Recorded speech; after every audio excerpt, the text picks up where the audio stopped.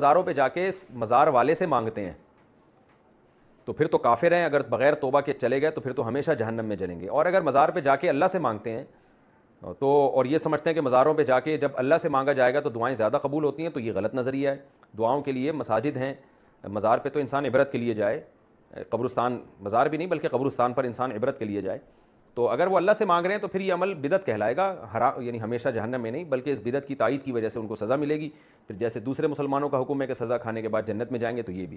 تو مزاروں پہ جو جا کے بدعتیں کر رہے ہیں یا یہ سمجھتے ہیں کہ وہاں جا کے دعائیں زیادہ قبول ہوتی ہیں، اس کے لیے اسپیشل مزاروں پہ جانا، کیونکہ وہاں بدعت کا ایک ماحول ہوتا ہے، اس میں ٹھیک نہیں ہے جانا. تو بدعت کی تائید یا بدعت کا گناہ ہوگا لیکن مشرک نہیں ہو جاتے.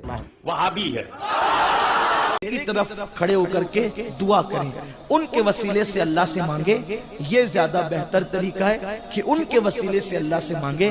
لیکن اگر ان کو اللہ کا بندہ سمجھ کر ڈائریکٹ ان سے بھی مانگے کہ اللہ کی عطا سے اذن سے یہ مجھے عطا کریں گے تو بھی مانگ سکتے ہیں. ٹھیک ہے، دونوں طریقے ہیں، لیکن افضل طریقہ کون سا ہے کہ ان کے وسیلے سے اللہ کی بارگاہ مانگے.